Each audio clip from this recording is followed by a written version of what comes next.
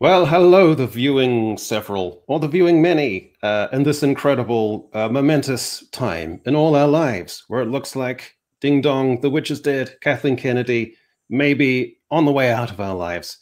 So let's not dilly-dally, and let's bring out the guests. My first guest ignited a controversy that set the internet ablaze, attending the Grammy Awards with Kanye West, and shocking onlookers and a vast audience with a provocative act of performance art and social commentary, shedding his clothes and standing naked before a blaze of flashing cameras. Why did he decide to go dishabille? What point was he trying to make? And what is the ongoing fallout for his career? With answers to all of these questions is Mr. Greg Owen.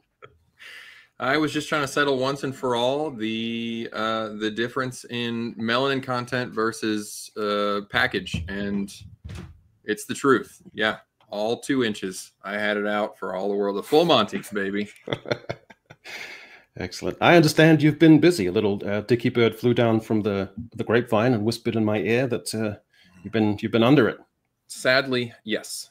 Emergency situation at work, and it is. Not fun. And I took a salary position last year, so I don't even get overtime. This is very upsetting, but that's all right. It's all worth it if I get a pat on the back from my boss and a good job. Oh, excellent. Okay, well, let's keep it rolling. My next guest, while maintaining an intricate facade as a shrewd critic of Lucasfilm, had in fact, behind the scenes, been establishing connections within the company and maneuvering into a position in the inner circle, and had reached the stage of preliminary talks to become Kathleen Kennedy's personal assistant, taking comprehensive and exhausting lessons with a notable barista, working on his diaring, timetabling, and gatekeeping skills, and angling himself into Miss Kennedy's favor through blandishments, flattery, and hints of availability as a discreet masculine side piece. Here to vent his frustrations that his designs have evidently come to nothing is Despot of Antrim. Our host this episode is a self-described renegade auteur writer. While rumours that the New Zealander has been tapped as the next Bond are untrue, he has been brought on to the Amazon Bond story group. Echo rejects the term group writing. He is a vocal proponent of what he prefers to call community-based creative spaces. Speaking on his and Amazon's vision for Bond in the future, Echo effused. Bond needs to become introspective. Modern audiences want to see Bond lean heavily into identity, trauma, and quiet internalized struggles, even if it comes at the expense of dynamism, ideas, and action. Bond needs to process wounds rather than inflict them. Bond needs to ponder goals rather than pursue them. Why can't we have a Bond that cries in therapy, or struggles with body image issues, or explores his sexuality across a broad spectrum of sexual, intersexual, and post-sexual identities? Why can't we have a Bond that lets go and has a freak out on the subway? And yes, why can't we have a Bond with pizzazz? Please welcome to the stream, Echo Chamberlain. Yeah, I'm furious you left out my urgent need for non-binary representation in it as well, but I guess I'll overlook that. Oh, what a beautiful intro to my intro. That's great. Touche. Oh, how are you, my friend? What's going on? I'm very well. Mm-hmm. Yeah, just it's a complete 180. The last stream was during a very quiet time. That's sort of early year dumping ground. There's not much going on, and this time around, it's all sorts of mad shit going on. Yeah, I know. It's like in the last 24 hours. Well, today's featured guest has such a preternatural, completist understanding of Star Wars lore. He can name the titles, dates of issue, and every legislative amendment, clause, and subclause of all 65 orders prior to Order 66. He knows the intimate, lipstick lesbian, butch, or femme preferences and identities of all sapphic space witches, has detailed bios of each of the millions of citizens of Alderaan who cried out in terror before being silenced, and knows which fellow droids are discreetly into isolating his reverse power coupling. He is Threepio. Good evening. I have no such intricate opening. Suffice to say, I'm doing good, Echo. Thank you. Positively drunk at today's news. Yeah.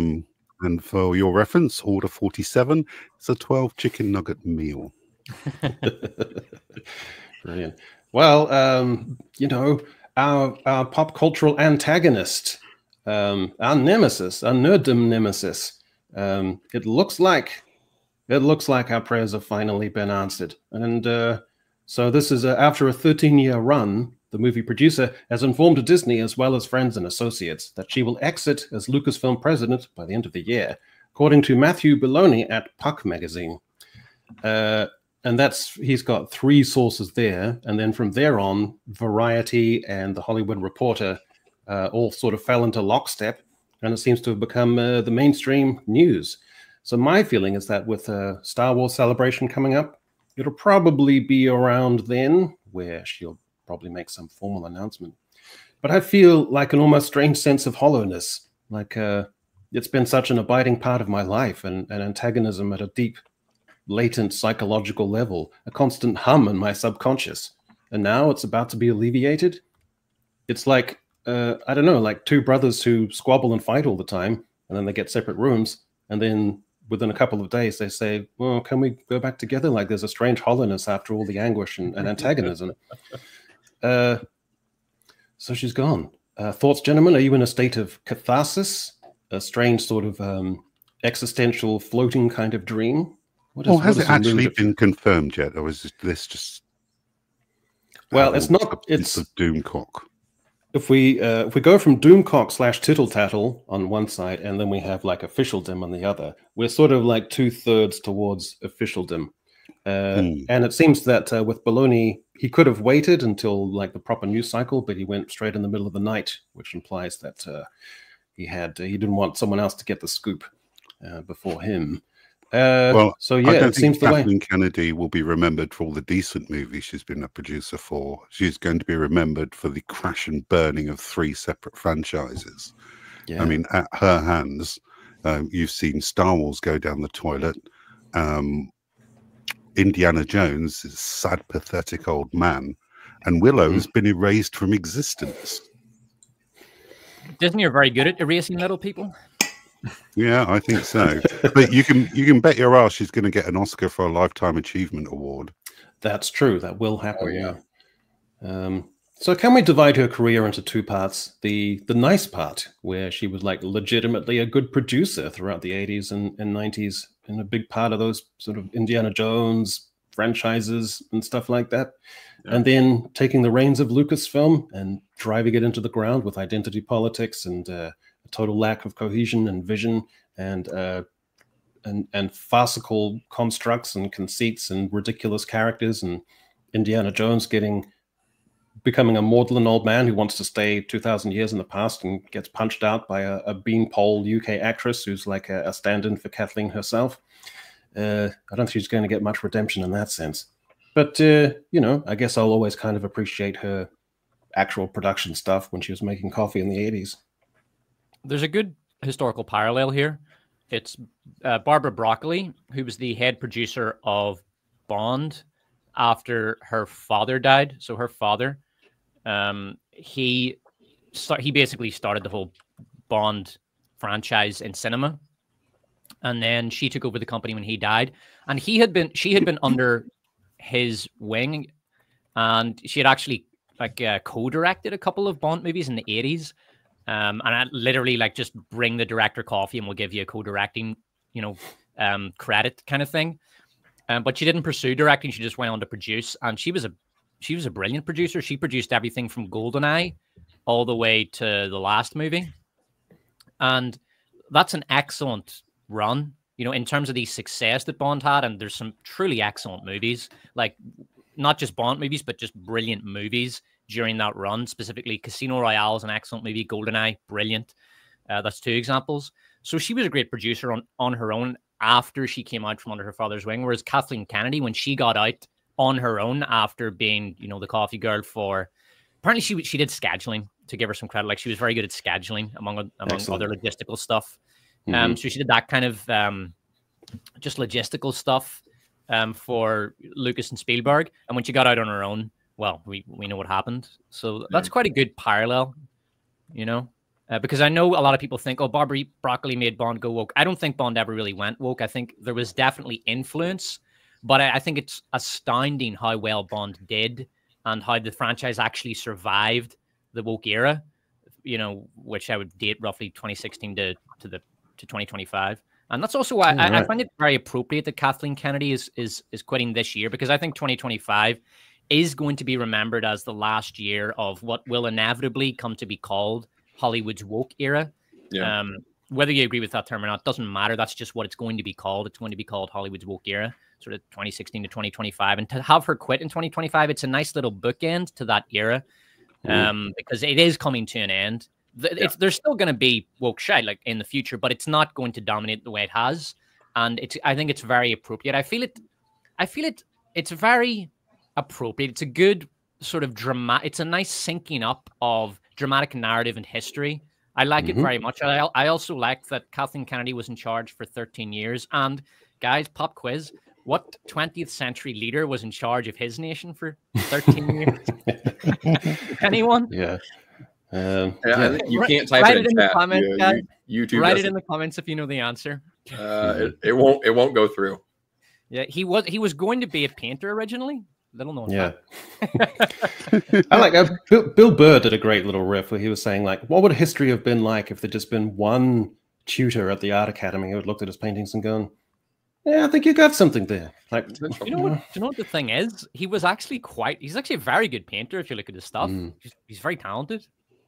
I mean, he wasn't anything special. He wasn't particularly innovative, but he was very, very skilled. What was I going to say? Love I think dogs. that yeah, he did love dogs. Yeah, Blondie and all the rest. I think because there is one thing about Kathleen Kennedy, though, that is an upside for me, which is some things bond people, and I think especially guys, at an intrinsic deep level, and create a sense of brotherhood that, you know, like if you've ever dropped ecstasy and gone to raves and outdoor festivals, and, you know, your mates have been there for you to make sure you're getting hydrated and not overstimulated, and you're just wiping the sweat off your face, and you're in this hectic bliss of heaven with the drugs. That those kind of things bond people together in ways that become almost unbreakable. And so I think something like our mutual disaffection with Kathleen Kennedy has been a gigantic bonding agent at a very deep and intrinsic level. Like people who understand this stuff understand a certain wavelength, a certain mentality, a certain sensibility. And so I do want to thank Kathleen for that. I think the biggest problem with yeah, go ahead. No, go for it. I was just going to say that I think the problem here is Kathleen Kennedy is a producer. She's not a visionary or creative like George Lucas, and she relies on other people's talents to progress her career, pretty much like she's done since day one. Yeah. I mean, it's fine. Like, a producer has a role to play. It's just that clearly she's not a good manager because she refused to find people that were going to further the brand.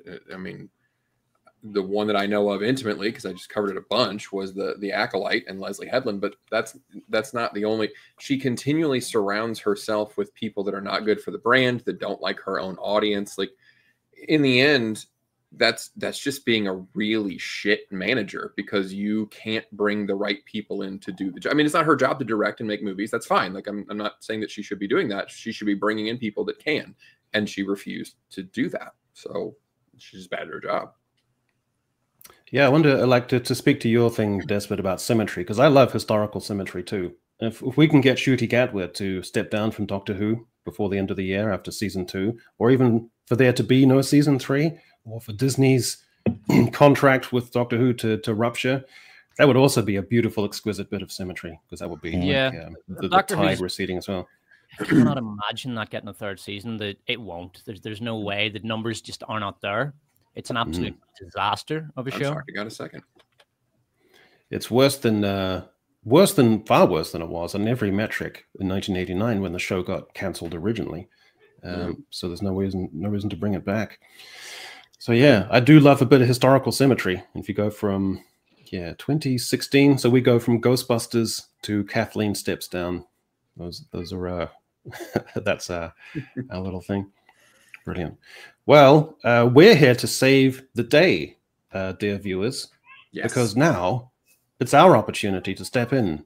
As Kathleen steps out, we rise to the occasion, and we're going to produce the great new Star Wars streaming show that's going to rejuvenate the franchise. These are our ideas. We're going to bring things back to the audience. It's going to thrive again. You're going to fall in love with Star Wars again.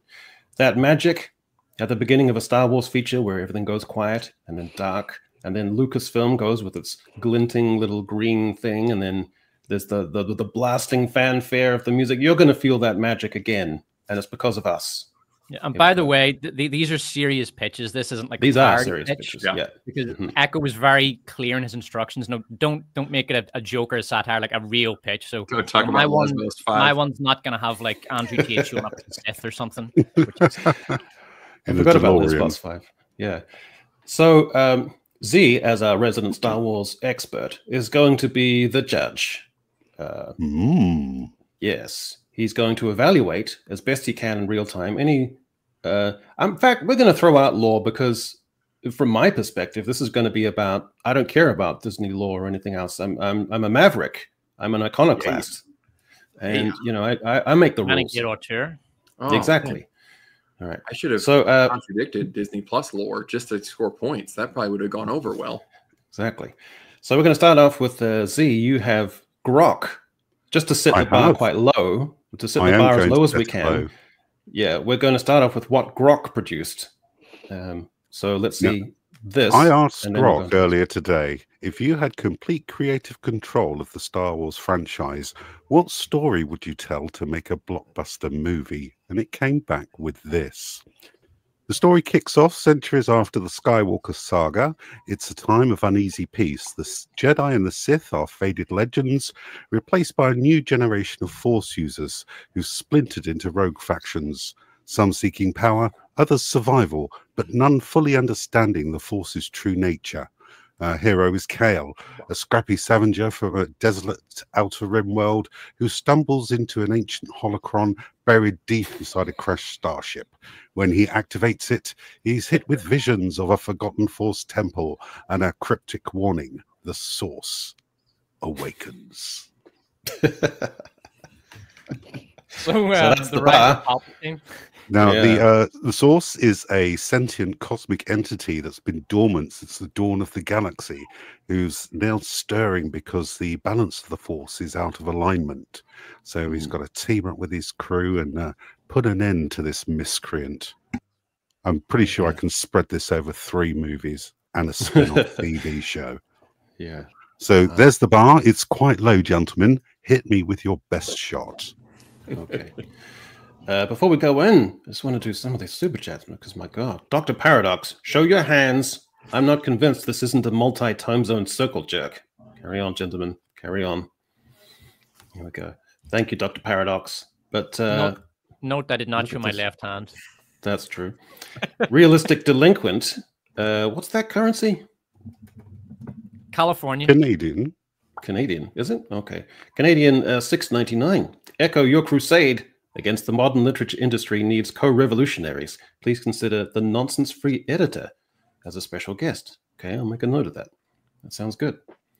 Our dear friend, Brian Bring, for $9.99. So I want to give credit to Olaf from the Mr. H live show, but is this cause from the Gina Carano lawsuit? Could she be worried about Discovery? I almost forgot what's happening with that lawsuit. Greg, thoughts? Still going ahead. I mean, I don't know the details of it, but to be honest, from the little that I've heard, her case is pretty strong, and so yeah, with things going kind of downhill, and if that case is proceeding, then that sounds plausible that she would just kind of exit on what she considers to be a high note, or not as low as it might get, and take the golden parachute and deuces. I'm not. Yeah, I mean, I'm no. Sorry, Z3PO. I just want to answer this one point. Sure, go ahead. If there are any American legal experts, could Kathleen Kennedy be compelled to testify during discovery? I mean, obviously, this is a civil case, not a criminal case, but could she be compelled in a civil case to testify during discovery, even if she is not employed by Disney? Good question. So any law people in the chat, bring that up. The last update I had on this case was that Disney had tried to get the case dismissed, and that was denied. Discovery, that's it. They were trying to stop discovery, and the court overturned it and said they can proceed to trial. Right. Well, M8566, longtime compadre of the channel, gifted 5 Echo Chamberlain memberships.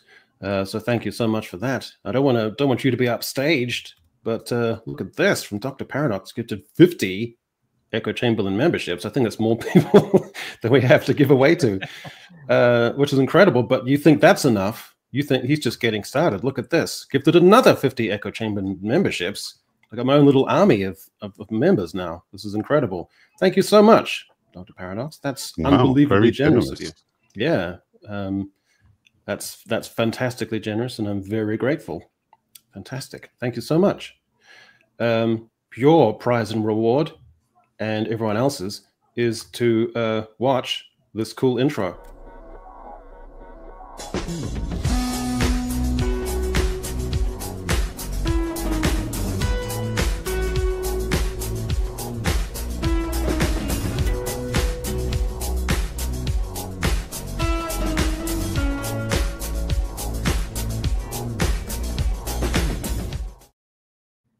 All right. Nice.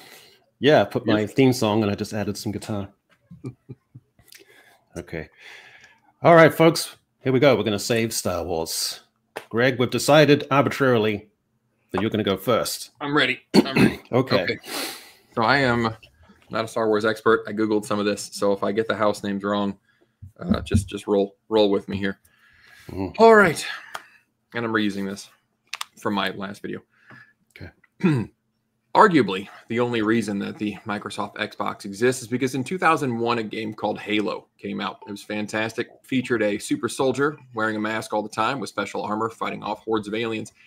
And in the beginning game, he was running away from a tragedy that happened on Reach. We didn't really know what happened, but as the series went on and more games happened, people had flavor text and dialogue about the tragedy of Reach and the horrible things that happened there and how all of the other soldiers from the super soldier program were wiped out.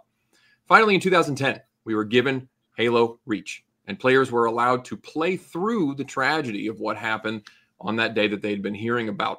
Knowing that everybody would die in the end, they played anyway, and the game wasn't about winning. It was about going through the emotional journey of seeing your teammates falling, some through sneaky snipers, some through brave self-sacrifice, and seeing the courage in the face of sure defeat as the team tried to rescue what could be and send off what would be the main character for the series.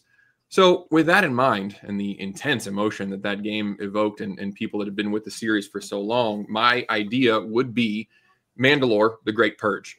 It would be one season and one season only, and it would open with a group of Mandalorians who would be from different houses representing some of the different philosophies that I looked up. Some in the more traditionalist, some more progressive, some more pacifist, some more warlike. And through events, they are out together, and the Great Purge begins to happen, something that we have been alluded to. We've heard about a lot. We know this great tragedy. It was talked about in the Mandalorian show. It was talked about in Rebels, but we've never seen it on screen.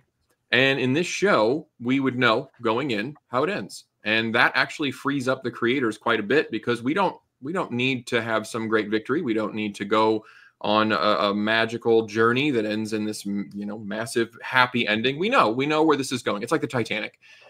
And throughout the show, which I hope would be more than the 6 standard episodes these days, we would be exploring 2 different things. One, we would be seeing different philosophies within Mandalorian society. Again, we've got the more warlike Death Watch. We have the more pacifistic new Mandalorians. We have the very samurai-like true Mandalorians. And so as this group is together and throughout the show, what would drive the show would be trying to go through objectives as they're being attacked. We need to secure this radio station. We know that there are people in this bunker. We need to go rescue them. We need to liberate this airstrip. We need to get some people off the planet. And so as we would go through, we'd go through that. And they would approach these problems befitting the different philosophies that each of these houses has. Sometimes the Death Watch individual just wants to go in guns blazing because, by God, that's what we do. We meet violence with violence, and we kill everybody that stands in the way.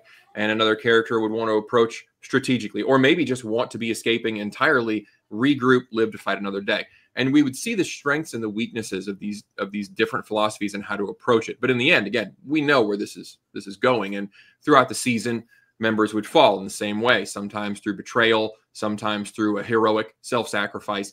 And so the other thing that we would be exploring is the courage under fire, the human element of what happens when you're facing overwhelming odds with your brothers and sisters in arms. And we would see their attitudes go from, oh, we're under attack, let's form a counterattack and get these bastards, to, wow, we need to really fall back and group up and we need to salvage what we can, to finally, we need to take as many of these bastards out with us as we can and go down in a blaze of glory. And the show would not have a real villain. I don't think that I would want to have a Moff Gideon or a Darth Maul or any of that. I don't think that it's necessary to have a real villain. The villain would be the Empire. And I think that the third thing the show would achieve would be making the Empire scary again, because they would have thought of a way to counteract all the varying philosophies, all the things that these Mandalorians might do. They've got all the bases covered, and just the oppressive presence of them beating them at every turn. They can't really get any meaningful victories would cement just how frightening it would have been to have the entire planet be under attack. And slowly we see the characters realize we really are doomed. And we would see that attitude shift, and how their varying philosophies and their outlooks on life would change how they face that mortal reality. And in the end, just like the game, we would see maybe one, maybe two in a final battle that we know is hopeless, and it would be silent. In my opinion, the sound would be very muted. We would have just the sound effects, and they would be zoned out. And I would like to see it just like the game ended, where we see a Mandalorian helmet among various bodies, perhaps with a narration that just says, and you know, their courage unfortunately was for naught. And maybe we would have the dark saber just in the dirt, not even the focus of the shot, just kind of off because it's not important anymore. And that's how we would leave, and the credits would roll in silence. Powerful. Great. Okay, cool. Z, any real-time lore issues that you encountered there? My notes so far are, I love the Halo opening. The emotional journey is the key to this. It reminds me of the prequel trilogy and Andor as well. You already know the fate of the characters. The enjoyment is the journey and the getting there. I quite like the idea of the Mandalore Great Purge, but I'm wondering where Moff Gideon would fit into this. And also Bo-Katan surrendering the Darksaber to him at the end of the siege. I would love to see the bombing of Mandalore, Night of 1,000 Tears, often alluded to, but overall, I think it's pretty sound. Cool. Yeah. All right. Okay, Z, you get to decide who's going to go next. Oh, I'm going to pick you. Okay. All right. Fine. Okay. Let me see if I can find it here. Okay. I'll even find, I got a little special slidey thing. So I'll just go to here first and then find my, I've only got one image because that's all I need, because that's the way I roll. Okay, here it is. And then we go back to here. There. Okay. Here it comes. Star Wars Rebellion. Set in 17 BBY, in the immediate aftermath of Order 66, Rebellion is a series that hurls the viewer amid the chaos of a disrupted galactic order, power structures, alliances, and loyalties in flux. The Republic and the Senate being bent to the will of a rapaciously power-consumed Sith, diasporas of whole peoples, whole systems, as a ruthless tyranny takes hold, and entire societies opt either to submit, or families and clans are rent in two as partisans and resistance efforts mount futile efforts to push back against the tide of oppression. As yet, there is no rebellion, only the desire to resist among disparate and far-flung factions. Even the suspicion of sedition and partisan efforts are snuffed out constantly. Potential dissidents, intellectuals, advocates for rights and freedoms are disappearing. While a show like Kenobi is small in scale and shot through with malaise, and Andor too cerebral and constricted to a handful of remote locations, and lacking momentum and energy. Rebellion is, by contrast, kinetic, gives viewers an edge-of-the-seat sense of urgency, desperation, sacrifice, seemingly impossible odds, the vast scale of the galaxy and of forces turning that touch the lives of all. With Star Wars having always drawn from the fundamentals of history and hero narratives, Rebellion is imbued with the spirit of Washington at Valley Forge and World War II's narratives of taking flight in the face of the Nazi blitzkrieg through France into Dunkirk, Bletchley Park, and the French Resistance. It also draws from Seven Samurai and sci-fi classic Blake Seven, with a tiny band of seemingly incompatible figures forming a nominal and uneasy union.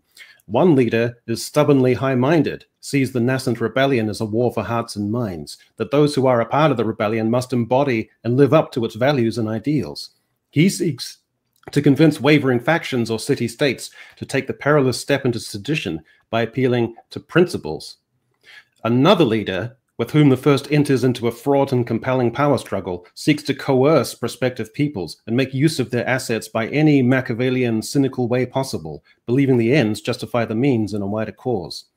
The series derives its dramatic power from a clash between these two. The first, extolling loyalty and moral decency, argues they should rescue imprisoned new rebels they have encountered. The other figure, emotionally removed, mordant, argues it is not worth jeopardizing their larger, more promising group, and that the others should be left to their fate to buy their own group more time.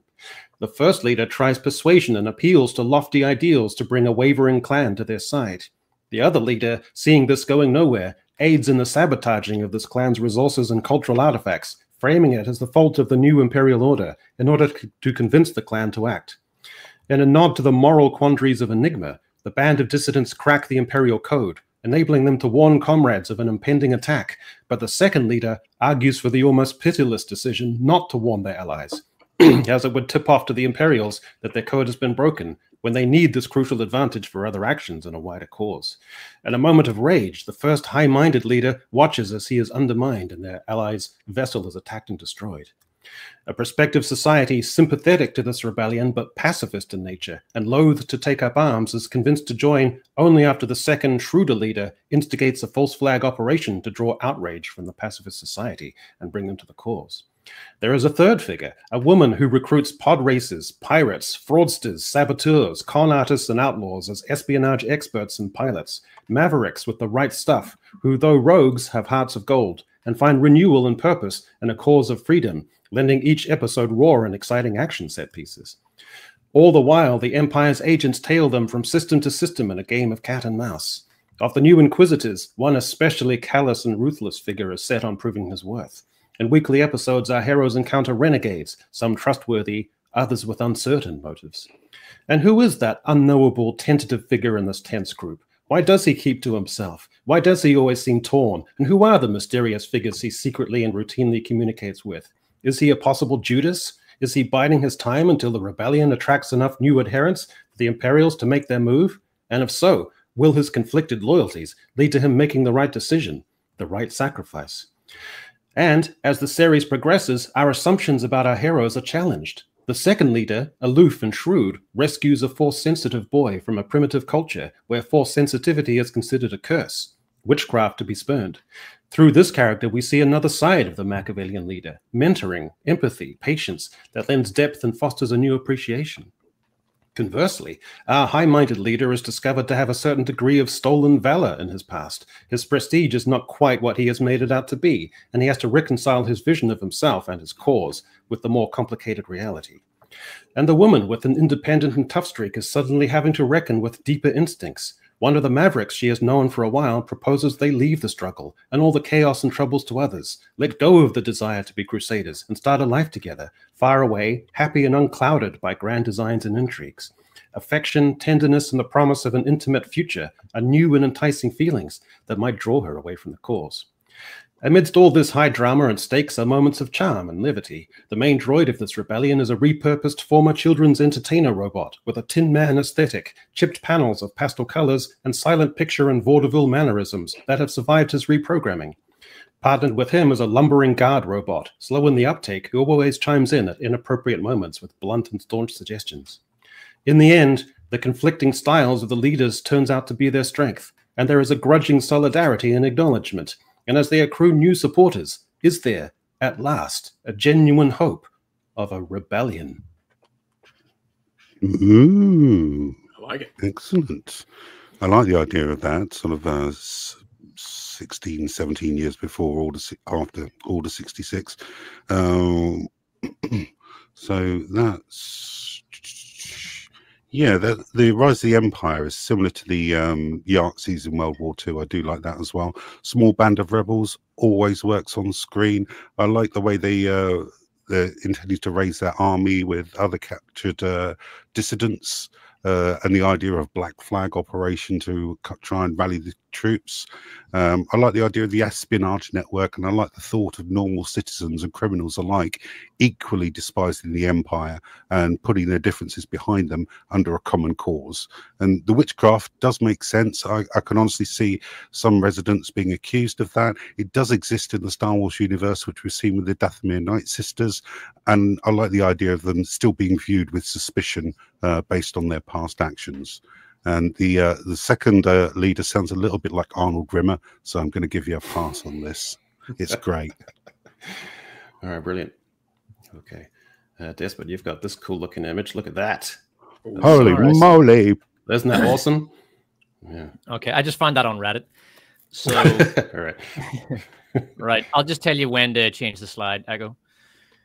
Right, Okay. the Star Wars brand has been so completely ruined that there is now no appetite at all for a major Star Wars release. A cut to black in a trailer followed by the sound of a lightsaber is now a roll your eyes moment rather than anything to get excited about. The Acolyte was like an atom bomb dropped on a franchise that had already been repeatedly firebombed.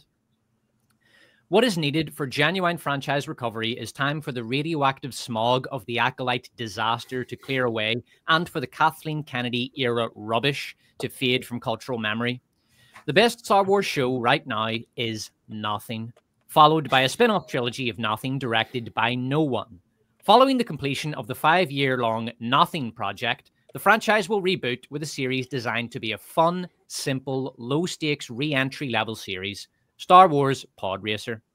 Timeline, 150 years ABY. Series Bible. There will be no lightsabers, no Jedi, no Sith, no mention of the First Order, no Palpatines or Skywalkers, and no lesbian witches.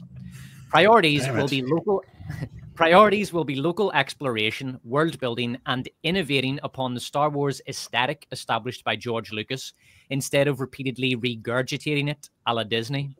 Lore creep and scale creep is to be avoided at all costs so that the series avoids the fate of Mandalorian Season 3. The series will have 2-episode arcs with a race every second episode. This will help avoid plotting empty plots that Disney Plus has become infamous for. The first episode will have a race starting in the 3rd act with a cliffhanger just before the final lap. The second episode will open with the dramatic conclusion of the race. Setting. There are many geopolitical powers in the galaxy. Several of the most powerful compete for political influence. These include Hutt Space, the Third Republic, the Calamari Protectorate, the Galactic Alliance, and the Confederacy. There are no major military conflicts right now. Pod racing has grown from an obscure Outer Rim sport to a hugely popular phenomenon with a 3-tiered tour circuit. The lesser circuit is in the mid and outer rim, lower prize money, beat up, poorly maintained, more dangerous courses, and smaller crowds. The core circuit is the premier tier. Enormous tracks, massive crowds, huge prize money, sponsorship opportunities, and vast gambling partnerships. The core circuit is dominated by corporate stables who are always on the lookout for new racing talent, given the relatively short career of a racer due to death and injury. The core circuit is decadent, corrupt, and cutthroat. In order to aid visualization, I have given the characters generic placeholder names. Okay, next slide, please. Okay. All right, our main team consists of Cody, a 22-year-old man-child who wants adventure and money, but doesn't care much about fame.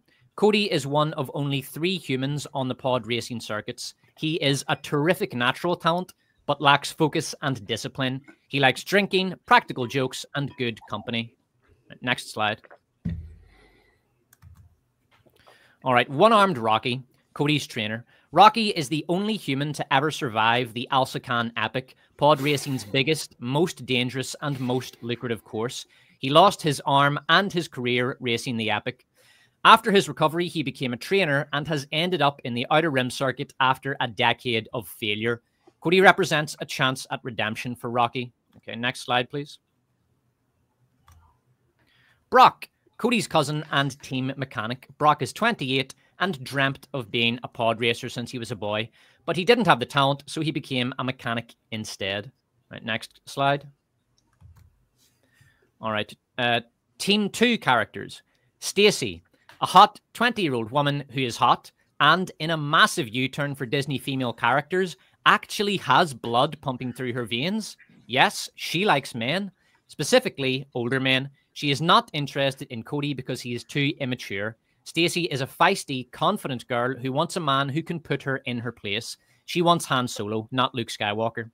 Stacy's main motivation for racing is to support her family. Her father is dead. Her sister is chronically ill. Stacy's mother cannot work because she has to take care of Stacy's sister. Stacy wants to make enough money to pay for expensive medical procedures that will cure her sister and retire to live in comfort with her family. Next slide. Next slide. Okay, Stacy's trainer is Zorbliv, an alien and former champion, now retired. Zorbliv is an excellent trainer, but he is a gambling addict. He fled to the Outer Rim circuit to get away from his creditors. He wants to pay off his debts and get back to the core circuit where the action is. Okay, go back to the previous one. Okay, Bateman, a corporate asshole. Bateman is a human who acts as an agent for the Hut Cartel stable. He is a scouting talent. He is scouting talent in the Outer Rim. He wants to sign Stacy. Bateman knows he's not ready for the Bateman knows she's not ready for the premier circuit, but that she'll get sponsorship because she's hot. He wants to suck her dry and spit her out before she dies or is badly injured or is hired by another stable. He also wants to fuck her, obviously. Mm-hmm. All right, and 2 slides ahead, please. All right, aliens. The rest of the pod racers are a colorful and eccentric cast of aliens. Season 1 will feature 4 races, 3 on the Outer Rim, and a final, more prestigious mid-rim race. The characters are all seeking promotion into the higher circuits. Season 2 takes place in the mid-rim as the racers compete for promotion into the core circuit, 4 races. Season 3 features massive races in the premier circuit. And in the series finale, Stacy and Cody compete in the Alsacan Epic, the first 2 humans to do so since Rocky crashed there. The series will be launched alongside a new AAA pod racing game, which will be created in partnership with Nintendo, not Ubisoft, who produced Star Wars Outlaws, not EA, not Sony, the company that brought us Concord, Nintendo. The game will be a smash hit and the flagship game for the Switch 2. That's it. Excellent. Right. I love it. I personally love moving away from lightsabers and Jedi and Sith and exploring other areas of the Star Wars universe. From a personal point of view, I was actually looking forward to the level 1313 project that was abandoned by Lucasfilm. I hope they all rot in hell. I like the idea of a race every other episode. That's very good. It's a bit like a Formula One drama, but in space. I find Stacy a very interesting character. Certainly would like to see her explored more. And I love that you're using in-universe aliens. Absolutely great. Because the biggest problem with current Star Wars is they seem to invent a new alien every week. And Skeleton Crew, for fuck's sake, they had a talking owl. So, oh dear, oh dear. I like Bateman, have him a bit sordid and a bit nasty, but just dressed sharply enough to convince everybody he's on their side. I would be interested to see how the pod racers have evolved from the Phantom Menace. I imagine over 150 years or so, they've probably got some major advancements. I think it would be a very tense character-driven drama. And is the only conflict point the race?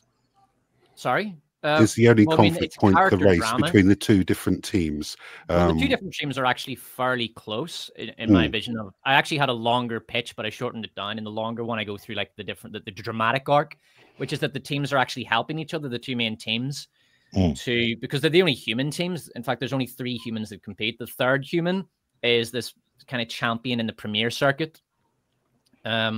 And of course, they're all force sensitive, but they don't really know much about the force. I imagine that it's a latent ability that everybody has that you can utilize. And then, of course, the the big dramatic finale is, are they going to die in the Alsakan epic? Even the third human, has never raced the Alsakan epic because it's considered too dangerous even for humans. So stuff like that. But it's a character drama. You know, it's not about the pod racing. It's about the characters, but the pod racing is the vehicle, the character that drives it.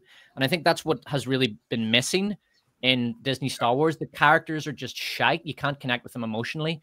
And what we need to get back to is character-driven drama, which is why I don't want any Force. I don't want any Sith or Jedi. I want great characters that the audience can become invested in. I want people to root for Stacy. I want some people to root for Bateman and other people to root against him. Do you know what I mean? Yeah, and, one of those characters you love to hate. Cody will be a divisive character. Some people will like him, some people will hate him.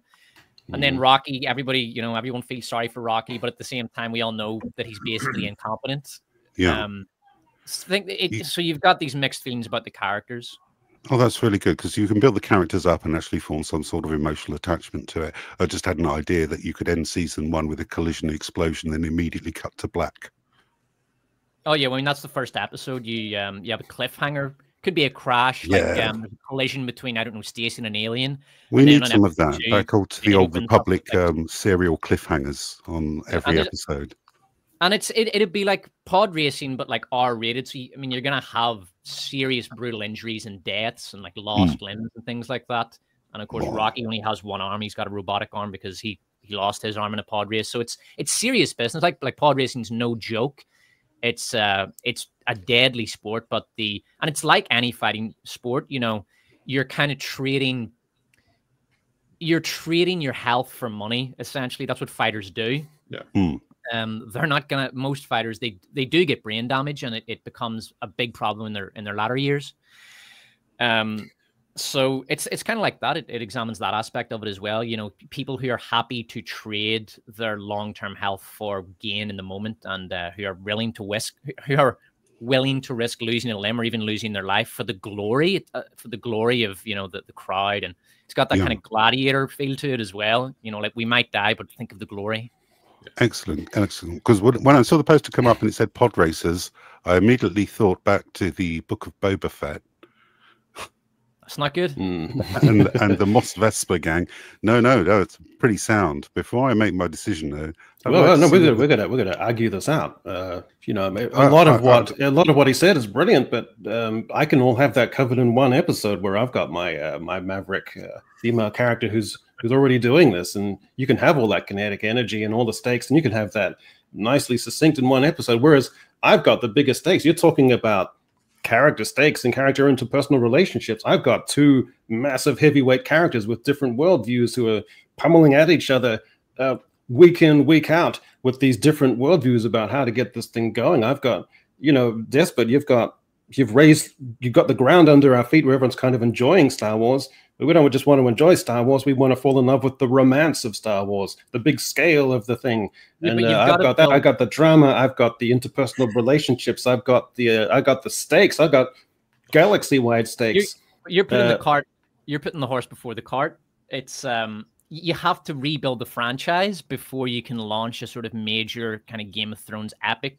People just wouldn't be up for that right now. I think you need to reboot and rebrand with an entry-level show like Pod, something people can just get into it easily. I love your idea. I love the character-driven drama of it, but I think it could lead to scale creep and lore creep, just like The Mandalorian. I can't see, unless you were personally controlling the writing, which obviously Disney would never allow. But the point I'm making is it's exactly the kind of show that I think people are fatigued on after the Acolyte. It's not your fault. It's a brand issue. Yeah, but you're going the other way. You're giving people the candy, but people are desperate for nutrients and they're not getting what they want from Star Wars. They're going to come away from your show thinking, yeah, okay, good. But what's the bigger thing that I'm really yearning for in my bones about Star Wars? Then you give them the epic. Then you can give them your show. No, you want to come back and you've replaced Kathleen Kennedy and you're making a bold statement. You're saying, bang, we're hitting you up front with something sensational, something huge scale. You're going to fall in love with Star Wars. And then we're going to give you this adjunct, lovely little kinetic little show, which you can also enjoy once you've devoured that, because we've reestablished the gravitas of the brand. And then we also give you this cool thing you can enjoy, and you're just going to be off to the races with that. That's the way I you mean, want to do it. I agree, which is why I think that the audience is going to want to see Mandalorians actually being badass and cool and winning battles, but then at the same time, a real character drama with real heroes, actual heroes, not pussified anti-hero, not even anti-heroes, just what we thought were heroes, but they're actually wrong because they're meanies. And we need the underdog to actually be the real hero. They're going to be actual heroes who are going to die courageously, and they're going to have self-sacrifice, and they're going to stand for something, and they're going to have real, solid worldviews that they're going to live out, and not just focus-tested garbage. And yeah, I don't know. I think yours is just a little bleak, to be honest. It is. Plus, I think Mandalorian is like a spent part of this world. People want to get away from Mandalorian stuff. They do because it's been so terrible. But if we show the Mandalorians actually fighting and actually being awesome, you're gonna get the character drama and the actual good writing and emotional response that you want, while also getting the fuck yeah flamethrowers and flechette shooting wrist launcher. I think the problem with yours, Greg, is that Mandalorian is a dead franchise. Mandalorian season 3 lost 96% of its audience, and I know you're doing something different. It's not in that same franchise. The problem is the perception. If you brought out a show like that, people would take one look at it and think, "Oh, the Mandalorian, yeah, fuck that." They're not going to go back to that. The well has been poisoned, and you're setting up shop next to it.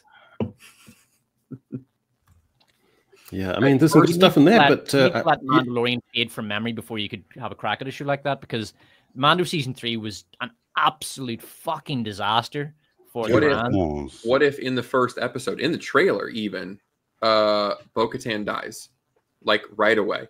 So we just set ourselves apart that we're not doing that bullshit. It's all about subconscious impact. People are going to see Bo-Katan and think, nope, not happening, not watching it. We're just going to think it doesn't matter. Like, it's brand recognition. It's all about brand recognition. They'll associate it with the Mandalorian brand, which is a dead brand. It's a dead sub-franchise. Yeah, but I just go back to my point that your show, like, it's going to be a perfect 1 episode, 40-minute arc. You're going to get the kinetic energy. You're going to have like the wavy heat just before the thing. You're going to get your thrill. You're going to get your fix. It's going to feel like the Phantom Menace. It's going to be that little spurt and hit that you want. You don't want another 5 episodes after that of setting into a rigmarole and a grind of repeated scenarios. You want that 1 episode hit, and then you want to get back to the big, epic, grand dramas of what Star Wars should be about. Desperation and tension and excitement and romance. That's supposed to make a good movie. It'd be like Days of Thunder, but pod racing. I mean, that's a classic. It'd be like that's what it's pod racing. Yeah. Well, Z. Yeah, Z, it's over to you. Wow. I mean, the only problem I can see with Greg's is the potential to retcon what we already know from the Clone Wars, Rebels, and the Mandalorian. There's a lot of Mandalorian stuff to try and fit in there and work around, because we've seen what happens to the planet's surface. We've seen a clip of what happens during the Night of Thousand Tears. It's going to be a little bit difficult to try and fit everything in without it contradicting something along the lines. Well, the beauty is that it's unnamed people, so they're just going to die. So we can really just have a small group of people that are living through those events, and then that way it doesn't have to contradict too much, because they're not that important.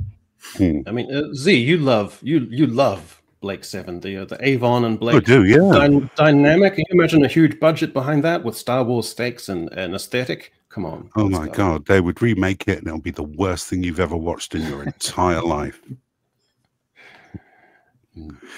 Now, I like Echo's pitch. The only change that I would make to that, it would be better if the second leader isn't actually an Empire spy who actually has a crisis of faith afterwards, after he's betrayed half of his squad and got them massacred, which would be an interesting twist, that he actually has regret and then decides to put himself fully into the rebellion as an active member, but still has trouble coming to terms with the actions that he's carried out on the behalf of the Empire.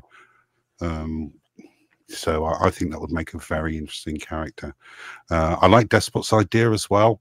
I initially had my doubts about pod racing, but it really does have to be something special. These races, they're going to have to be special. The Phantom Menace one went on for 1 lap too long. It just seemed overextended. But the budget for the show, is going to be ridiculous. You're going to have CGI and all the rest. You launch it with a AAA video game, and that will cover, because that thing would be fucking massive, and that would cover any of the financial losses that you incur. I mean, that is also a good idea, because you can put some money into a video game before you invest 250 million in a new Star Wars film. But then AAA games now have that sort of budget anyway. So I'm not exactly sure how the game would cost less than just going straight into the series. You would do it in conjunction with Nintendo, split the costs, and then you would take a portion of the profits, and of course there'd be merch as well. It's because it ties in well to merch and video games that you could spread the cost of it. Legos. Well, we have an 11th hour pitch from Astari Azul for $1.99. I like a Sopranos style drama about the Hutts. I'd watch the shit out of that. Yeah, I think so too. But all of it in Huttese. Like a Korean drama, the entire way with subtitles right the way through it. Exactly, be 100% authentic. The only people speaking English are humans and protocol droids. Everything else is in Huttese. I kind of like that. All right. Well, you gotta make a decision, Z. So obviously, my idea with the Blake 7, which is deep in your cultural DNA, you're already swung. I mean, it's fine. Z Despot's pitch was fine. We all acknowledge that he made a good effort. There's nothing wrong with that. He did his best. We can all be grown up about that. But let's just say who the winner is. Before you make a decision, I just want you to know that my co-producer would be Mr. George Washington, if that's who would help me make this show. Just so you know. It's going to be a difficult one, isn't it? Is it? I think so. Go on, chat. Help me out. He's copping out. He's putting it to the chat. Yeah, he's throwing it to the chat. Okay, I won't so you do have that. pod race. What was yours called, Greg? I'm good, and I need to drink water. Greg, what was your one called again? Mandalore: The Great Purge. Just okay, right, so just M, get right at it. Greg is M. I am R for Rebellion, and Despot is. Well, it doesn't really matter because he's not really going to win. But if you wanted to do P for pod race, whatever, if you want to throw him a sympathy vote, go ahead. Okay, chat. So you can have a Star Wars show about pod racing, Mandalore: The Great Purge, or Rebellion. Pick one. Go. No, yeah, I mean, all three ideas very, very strong. I mean, they'd all make it a very, very decent series. But I think the personal one that I'm going to go for, I can see chat going RP, pod races, M, pods, R. I've got a name. Yeah, I'm going for Echo with the R, because I quite like the idea of doing a World War II parallel with the rise of the Empire. Got some M's. Which I think is a great idea, and working into it like an intergalactic version of the Salem witch trials halfway through is going to work magic. And I think it will strike enough member berries for the Star Wars community to go, oh, actually, let's let him cook. Right. If you were to do an order of the three of ours, let's say you're the new producer, which one of the three projects what sequence would you put our three projects in to rejuvenate the franchise? Obviously, I have to put you first, but Greg's and Despot's I put in development hell for about 5 years and then quietly cancelled them both. Could Leslie Headland fuck up any of our three pitches? Yes, she could put a chick in it and make her gay and lame. I guess that's true. I did like you nearly had me, Despot, with she's a 20-year-old hot woman and she's hot. I thought that was great. Yeah, sold me with that. Two of my favorite things: hot women and hot. Yeah. Phew. Well, I think we saved Star Wars. Put us in the writing room. Like, this is way better than the crap that we saw most on Disney Plus streaming. Put us in charge. God damn. Yeah, exactly. Or if all else fails, put Grok in charge. Yeah, Grok was the had some pretty good stuff there to offer. Anyway, well, I feel good. I think we did a really good job of fixing Star Wars. Now we've got something else to fix, which is Bond.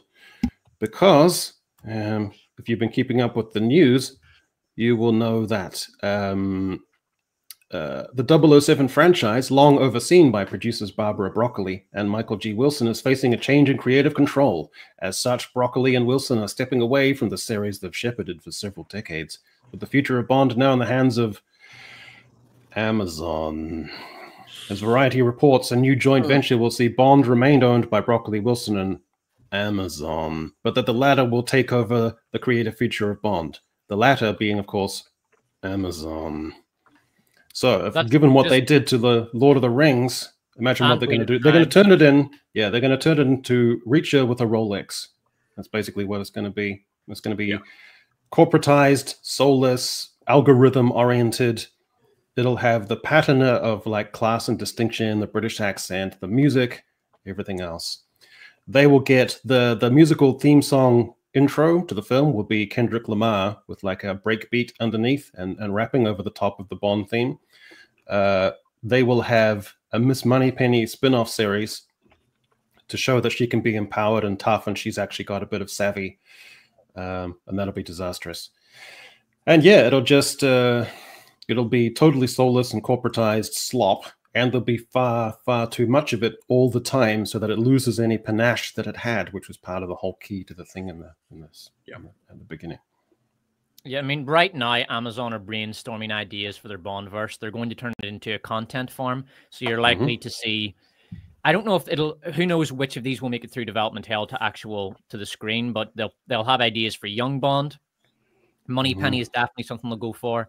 They might try to do something with the Bond girls because, they need to give them agency. They might do a sort of Maleficent type show where it's from the perspective of the villain. They are absolutely going to turn it into a content form. There will because be that's failed with every other franchise that it's been done to, but Amazon are going to do it right this time. Yeah. Like socialism, it's always failed, but this time it's going to be done right. This time it's going to work. They're going to make relentless Easter eggs, like super, super fucking obvious Easter eggs. Like he's going to go get a gadget and be like, what's this? And whatever Q is going to be like, that's a laser. Those only work in space. Oh, God. And I don't know if they can bring themselves to make Bond a white male again. I think I know it's so obvious. Everyone knows they're going to do it, and they know that everyone knows, and everyone's just going to roll their eyes. But it's like a junkie; they just cannot fucking help it. Like it's your term, Echo. Identity junkies. So I think they could get away from white. Like when they were floating Idris Elba, I genuinely thought that would have been cool as shit. I think that he could pull it off. So it's not so much about the skin thing, but I do think that they will either try to float a female Bond, or it'll be a Bond that is getting broken down about his misogyny. Like they'll make it a super obvious point that he tries to hit on people and gets rejected, and they'll do that. They'll keep it a guy, but they'll cuck him for. Yeah, I for a while I thought the same thing. I thought, well, it wouldn't be a big deal if they made Bond a black guy, but then I realized. Because the Little Mermaid came out and flopped, and I realized, okay, if they do that, then they've lost the Bond brand. You have to think about how the international market and how people perceive Bond as a brand. He is a upper middle class white English guy. That is his brand and his identity. Yeah, if you change that, you lose the brand. Don't make skin color an issue. Just keep the character the way it is. It's fine. Don't go into the identity nonsense. Don't do race swaps. Race swaps are a dumb idea, and just don't do it. So with 2025 being the final, I think woke died in 24. I think 25 is just it's bleeding out. But I agree with you that it's this year, last year, whatever. It's semantics. It's dead. Since they just bought it this year, and they'll need to start producing things. What do you guys think is the likelihood that they will still try to do really on the nose, real world parallels, like super duper on the nose? They will. It's Amazon.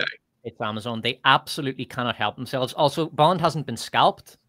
They have pretty much every other scalp. Bond, there were elements of intersectional politics. Like the last one had a black female 007, but it wasn't really what the activists would have wanted.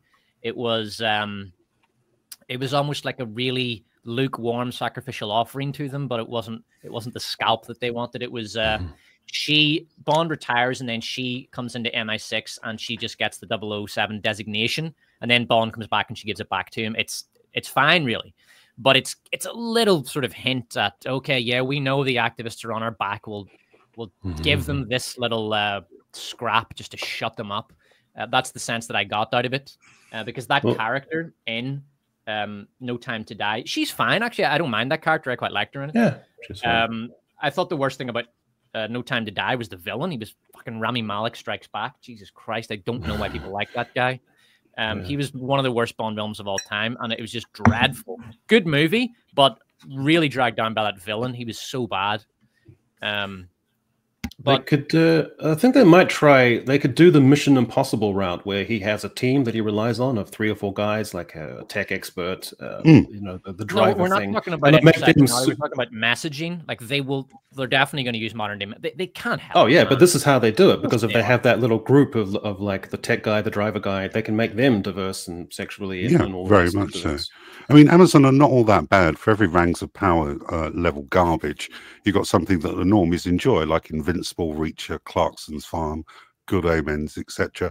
They're currently developing Henry Cavill's Warhammer 40,000, and he is sticking vehemently to the law. I also think that the shift in the current political landscape may very well kill any wokery from the IP. I like your idea there, Echo. I think Amazon's best bet would be a TV series to start off with, to explore the same universe. There are more agents with a 00 status than 007, for Christ's sakes. Let's have some different agents, 002, 0010. 3 or 4 agents, all investigating separate threats around the world that turn out to be one global threat. Henry Cavill, he's good, but he's also kind of too obvious, and he's missing some element, which is there's too much of a niceness about him. James Bond has got to be debonair, but he's also got to be a little bit of a cad and a little bit of a scoundrel, and have a little bit of a kind of take it or leave it, don't really give a fuck about intimacy element to him as well. And I don't think Henry Cavill quite gets that. Yeah, I agree with you. Did you see Cavill's recent audition for Bond? Yeah, it was too wishy-washy, I thought. He didn't sell it for me at all. He just didn't have the same presence that I expect from that character. Well, you know who we need. I think, and actually, I was looking him up, and I was thinking Taron Egerton would also be a good one. That's a good choice, yep. What I'm nervous about with Amazon is that they'll continue the Daniel Craig Bond. See, I'm not a huge fan of Daniel Craig Bond because it's just not campy enough. Like, it feels too much just like a regular spy thriller, like any other generic spy thriller. And in my opinion, part of the charm of Bond is its camp. I mean, there are parts of it that are just fucking dumb. And that's okay. That Pierce Brosnan is driving through a parking garage and they pull up a wire to cut his car in half. And wait, this car happens to have a little saw that pops out of the hood ornament. And my God, it's the exact height of that wire. And he drives it with his phone in the back seat. Like, it's on its face is fucking moronic. Or he drives a spiky wheels up the side of an ice palace. The car turns invisible. Like, there is some... Well, parachuting down a wave. That was also yes. Well, that was Die Another Day when they went too far. I think with Die Another Day, they kind of jumped the shark with that. You can circle the shark, but once you jump over it, it's a little bit too much. It is, but and they should have pulled it back a little bit. But the thing is, I think they'll try what Amazon. I think the mistake they're going to make is I agree with Z. I think the woke thing is dead, and I think they'll back off from that because they know that it's not commercially tenable. But I do think that they will try to just sterilize it and make it very generic action spy thriller. And what we've seen in so many other franchises is when you try to make it for everyone, it's made for no one. And if they make a Bond film unabashedly for Bond fans, and it's got the camp and it's got the gadgets and he's got the one-liners after he kills a guy and he makes a one-liner about the way he killed the guy. And like, if they just lean into it, it's not going to be $1 billion success, but that's okay because it will be a success. If they stay within the budget that they're actually can get the audience, it will be extremely successful and it will have dedicated fans, which is better than passing normies that don't care that is what sustains a franchise. And that's what so many of these franchises are dying on, is that they're fads, and fads pass. And that's why they die. Yeah, at the middle of the heterosexual camp, you've got to have a guy who was out and out staunch and masculine. That's the whole key to the whole thing. Like, what's his face? The first one, he was literally a bodybuilder. That was his, that was his background before he got the thing. And he just had a total self-assurance, confidence. He had the stature, and you bought it. So, ladies could go, middle-aged housewives could go and get their jollies watching him, and the dudes could have their fantasies of power fantasies and the tech gadgets and stuff like that. So yeah, you got to have that little bit of that drop of irony and that little bit of camp in there as well. But you got to have masculinity at the core of it. Those are the two elements. You're right though when you say that Bond has to have a dark edge to him. Like even Roger Moore had this sardonic cruelty. He wasn't physically intimidating. Like he didn't have a dark edge in that sense, but he had this very biting, almost cruel sense of humor. And it was very Bond. Yeah. Whereas, so he's saving the world, so he can get away with his behavior can be, basically anything can ride the line. Like when he, even for example, at the end of The Man with the Golden Gun, he captures the dwarf and he ties him to the top of the ship, and then he insinuates to his girl that he had threw him overboard, just to be cruel, to be cruel to her as well. And it's this needless kind of black humor that he has. Yeah. And then you've got a more obvious dark edge in Daniel Craig, whereas it's insinuated that he's a very cold-blooded killer. You need something like that. Too morose, though. Too morose. I don't want it to be. I would have preferred. I still think Daniel Craig was a good Bond, but he was just a little bit. It needed a little bit more levity, and he wasn't as good with the comedy as all the previous Bonds, except Timothy Dalton. He really couldn't do comedy. Although later, Timothy Dalton did one of the best performances of his career in Hot Fuzz. That's an amazing comic performance. Ironically, but Tom Hardy's got that staunchness, and he's also got that something slightly off kilter about him as well. And he can also do debonair. He's got the voice for it. He's going to look great with the accoutrements. He's definitely the right guy. But he's how old is he? 42, something like 47. That? He's too old. No, he's not too old. We've had older Bonds than that. No, you haven't. The oldest Bond on his first movie was Roger Moore, and he was 44, I think, on his first movie. 47 is simply too old for a starting out Bond. I think the age, basically, you need to go with precedent. The oldest you can start Bond out, even 44 these days, is too much. I mean, Roger Moore, he was in line, but I would say max it at 40. But I would much rather a Bond that is in his early to mid 30s. That's the right age. Any younger isn't really. It's more like young Bond. Well, the one good thing Tom Hardy would have been brilliant, but he's too old. He's too old, man. At 47. Yeah, well, I'm just glad that Aaron Taylor Johnson is probably going to get the nudge now, because he looked to be Broccoli's favorite. Why don't you like Aaron Taylor Johnson as Bond? I just think the marriage is too weird. It's odd. Like he fell in love with his wife when he was on the set of a film, and he's just like 18 or 19, and she was 40. Let's ask chat. Oh, Craven? Chat. Pick a new Bond. Okay, chat anyone you like. So I want the chat to just tell us, who do you think would be the ideal new Bond? Because it's up in the air at the minute. It looked like it was going to go to your man Taylor Johnson, and now Amazon have got it, and it's up in the air. So, we don't care skin color, whatever. It can be a woman. It can be Kathleen Kennedy. Okay, she's going to be available for work soon. So whoever you think is going to be a good Bond, put it in the chat. So we've got Rupert Gint. Who's that? Tom Ellis. Rupert Gint. Mog from the Acolytes available. Timothy Chalamet or bust, says Christian 777. Yeah. No, we said masculine is what we said. It was a masculine energy. A lot of Cavill. A lot of people are going for Henry Cavill. And I'm with Echo on this. I don't think Cavill has that dark edge. No. I personally think they should cast an unknown. Make the role his own. Not have expectations because of other roles that they've been in. Let's cast somebody fresh. Yeah. The only thing that the Bond reboot absolutely doesn't need under any circumstances is referring to the name James Bond as a mantle passed on from agent to agent. They do that, I am completely out. Ugh, Jacob they too just hits a wrong note here. Good. Like every other one, they just pretend like the others just didn't happen. They just pretend like it's been the same guy the entire time, and I think that's great. Don't even Yeah, adjust. me too. That's partly the mistake that killed Doctor Who, because they thought, well, because the Doctor changes form, he can be anything, and he can't. He changes form, but his personality needs to be consistent with the central identity of the Doctor. And Absolutely. talk about this a lot. Echoes, you know, it's very twee. It's evocative of an older type of post-World War II English calmness, and a flamboyant, super gay, pizzazzy black guy. No, like just that, because people look at that and they think, well, what is, if Doctor Who can be anyone, then he's no one. He doesn't exist. He's nebulous. He's So you need to stick very, very closely to the identity of Bond. And if you just pass it around different people or whatever, Bond's literally just a label. It's just 007. Just pass it around anyone, then you've completely lost the franchise. You've made the exact same mistake, killed Doctor Who. Yeah, absolutely. I mean, that's one of the things I love about Matt Smith, is you can see his age and all the other Doctors in his eyes.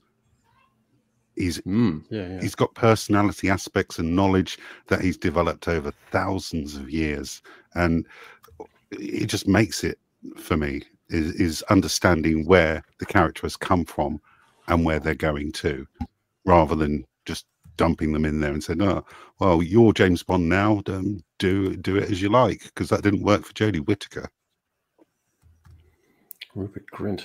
Matt Smith, probably too old by now. I don't think he's really the right guy. Are there any British actors under 40 who aren't twinks? Sorry, I just had a woman's perspective come in here real quick. And she said that 40 is the bare minimum.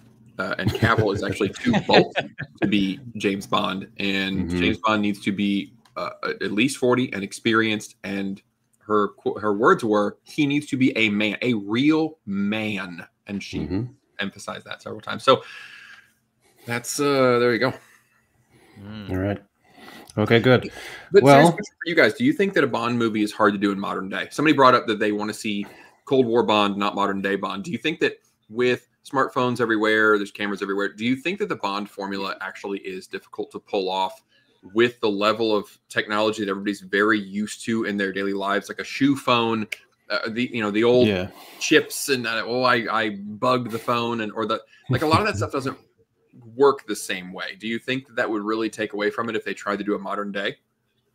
Well, it's just analog versus digital, and the more recent Bonds dealt with that quite well by offloading a lot of the sort of gear porn gadgetry to Q. They made Q used to be a kind of a character that shows up and goes away, and they dealt with the issue you raised, Greg, by embedding him into the movies as one of the main characters. He deals with all the digital shit that Bond, because people know, look, all the tech stuff has gotten so advanced now, you would literally need an expert on the ground all the time to deal with it. And that's what they do. Like, Q is there behind the computer all the time, helping Bond out with the gadget stuff, the digital software stuff.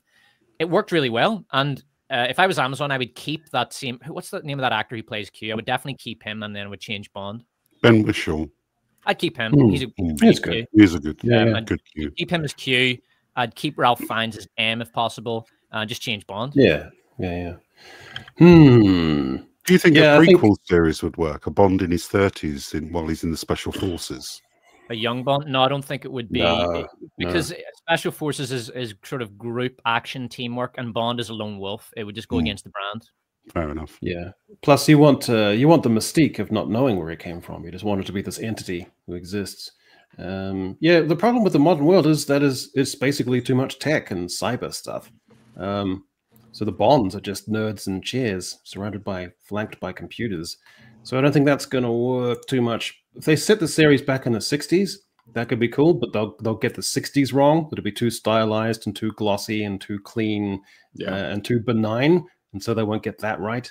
And they won't get, because if you have to do it authentically, where you have to get the machismo and you have to get a little bit of the male chauvinism. Those would have to be part and parcel of being in that era. And I don't think they'd want to do that. So I don't know. But it would be kind of cool, because if you see Bond films, it's kind of degraded, 3x4, not good special effects. The cars are all sped up as they go around corners. If you had actual 1960s stuff, but it's like in a great contemporary budget with cinematography, that could actually kind of look pretty cool. I don't know. So that's Bond. Anyone have any thoughts about this? We've had a 68% drop off. I mean, who didn't? Got to pump up those numbers. Those are rookie numbers. Yeah. Just some guy was very upset that everybody's happy about it. He never did make a review of like why the film is good. He's just mad that people are happy that it tanked. Well, nobody's happy that a movie tanked. If you're going to pay money to go and see something, you want it to be good. You don't want it to be a tired old retelling of story beats from The Winter Soldier and Civil War, which is exactly what this was. And why do they make these things so complicated? Why is this stuff about the Japanese and the vibranium or whatever it's called? Well, and they can't use the Chinese, otherwise they wouldn't get the movie out. That's true. Just to give you a sense of how impressive a failure this was, this had zero competition at the box office. Listen to this. This is what Captain America: Brave New World was up against. The Monkey, Paddington in Peru, Dogman, Hard Eyes, Ch'Ava, Mufasa the Lion King, The Unbreakable Boy, Niza 2, One of Them Days, Love Hurts. Like, that's the kind of shit it's up against. Just January, February slop. Just our start of year garbage. Yeah? Let's not talk about Dogman and Paddington when we're talking about shit. Okay, Dogman was great. Dogman is great. It was, but it wasn't as good as Captain Underpants, but I still had a good time. Basically, this thing didn't have any competition. Like, there's nothing else in the same genres as this. It had a free run at the box office, and it still was a massive failure. Well, what did you expect? It's a sequel to The Incredible Hulk, a movie from 17 years ago that most people didn't watch. Right. Yeah. Well, and that's why they had to remind you what was going on. Like, first line of the movie is Harrison Ford going, "Have you heard from Betty, my daughter?" Like, what? Like, they had to do shit like that constantly. How many Bettys does he know? Yeah. Not too many Bettys around these days. I mean, the main plot point is this is tying up from the Eternals, where they performed a late term abortion on the Celestial, and in this movie they discuss strip mining its corpse. That was such a mistake. Like, well, I love that had essentially been unofficially retconned because the Eternals was such a pile of shit. It's like, no, we're just going to forget about the Celestial in the Earth's crust. We'll brush it under that carpet and forget about it. That would have been better. Instead, they had to bring up this horrible memory of a god-awful movie that no one has seen in I don't know how many years and will never watch again. Like, why did you feel the need to make the Eternals canon?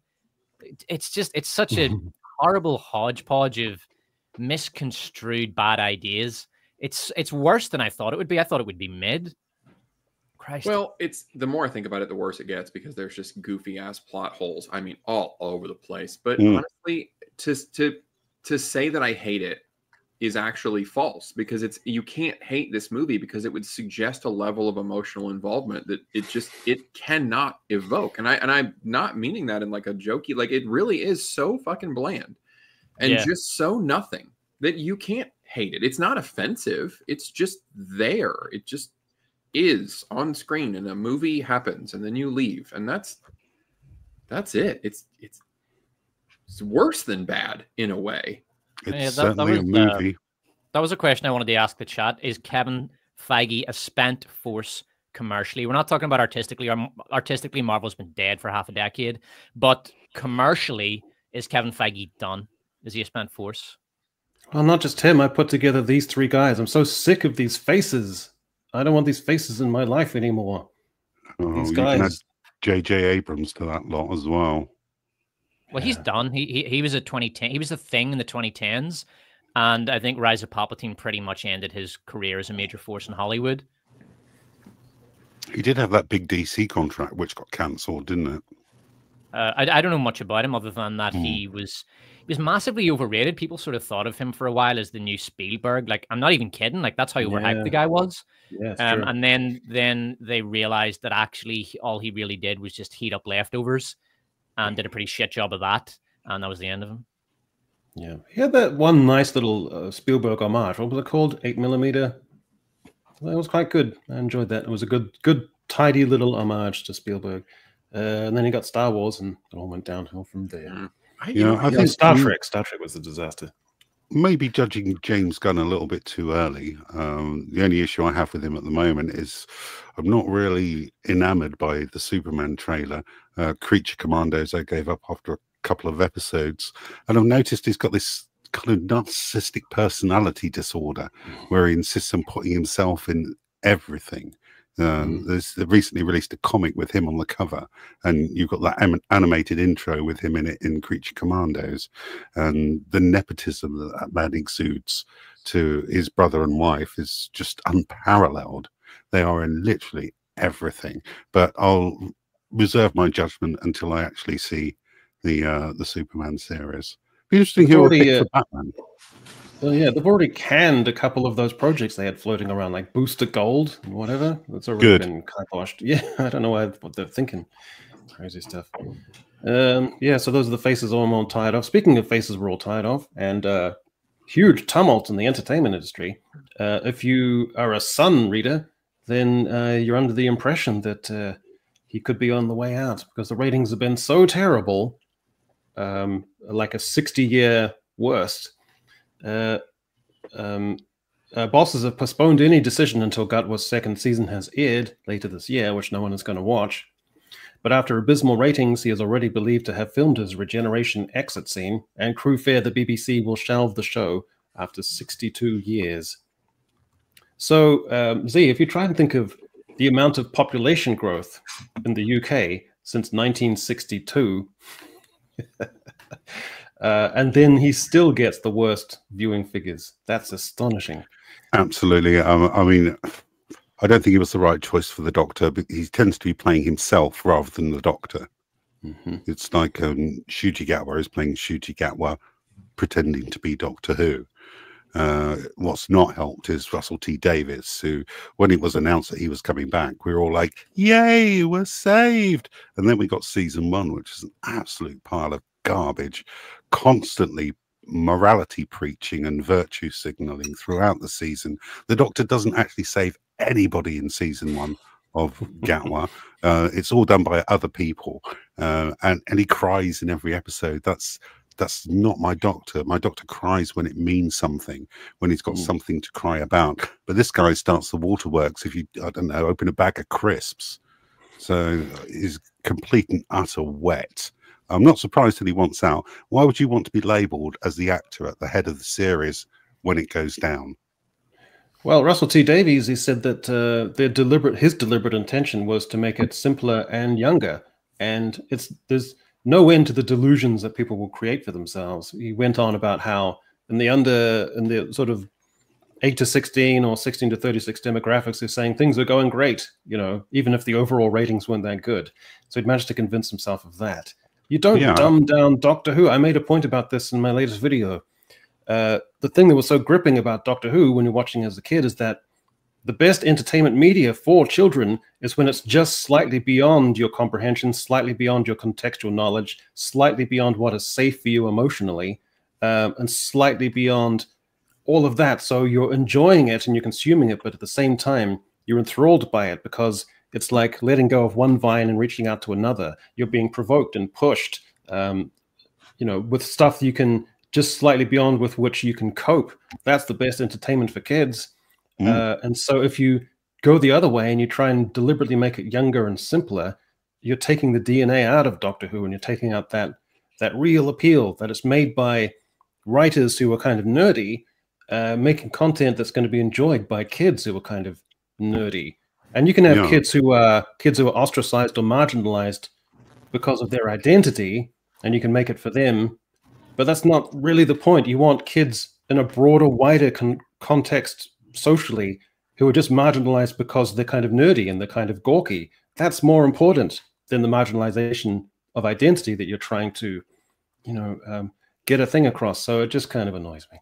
Yeah, but they've not helped matters. I mean, both Russell T Davies, cast members, and Shuji Gatwa himself, they've said things like, we're bigots, we're told to get on board or leave, touch grass, and some drag queen story hour said for every one person that leaves, we'll get 3 new people in. Well, Yeah. the news is there isn't a modern audience. The modern audience that you're chasing for doesn't exist. Doctor Who was always family entertainment, mum, dad, and kids. And now it's turned into something which only the TQ member of the Alphabet Mafia enjoy. I mean, I give each Doctor one season to impress me. I gave Jodie that courtesy, and I gave him that courtesy as well. And he's not impressed me. I will not be watching a single episode of season 2. So they've completely lost me as a viewer now, and it's tragic because I first started watching Doctor Who in the John Pertwee era. So I've been watching this since the early 70s, and it kind of tears me apart to see, you know, the IP that you love, likewise with Star Wars and Indiana Jones, to be reduced to this nonsense, absolute garbage. And I don't know what's worse, the storylines or the people who clap like seals every time an episode comes out on Twitter going, this is the bestest ever. It's not. You've got no comprehension of media literacy. Get the fuck off my feed. Yeah. In New Zealand, we would just constant reruns of Doctor Who. And so I grew up with this really strange combination. It would be Wurzel Gummidge featuring John Pertwee as a scarecrow who comes to life, followed by Doctor Who featuring John Pertwee as a Time Lord. It was the strangest pairing. But yeah, someone like Tom Baker, he's not emotional. He's not going to be emotionally demonstrative. He's ancient. He's beyond any kind of being emotionally demonstrative. He's interested in stimulation and phenomena, not in its emotional repercussions or consequences personally. He's beyond that kind of stuff. Same thing with Galadriel. She's supposed to be thousands of years old, but she gets histrionic about stuff and nurses grievances. So they've got it ass backwards. It's a shame. Yeah, I mean, what doesn't help the rumours is the news that the TARDIS set at Bad Wolf Studios has been dismantled, which seems a little bit odd if they're doing a season 3. And then you've got Russell T Davies is penning a new Channel 4 drama called Tiptoe. So if he's doing that, where's season 3 coming into this? I don't think they've actually got any idea what they're going to do after season 2. Well, here's the thing: proportionality. I researched the 4 new writers they've got. Okay, so in addition to the Doctor being gay and the showrunner being gay, they've got a trans person, best known for the book "This Book Is Gay," which is contested in amongst, you know, red states in America. They've got another guy whose most recent project is the study of the gay Mardi Gras turned into a film in Australia.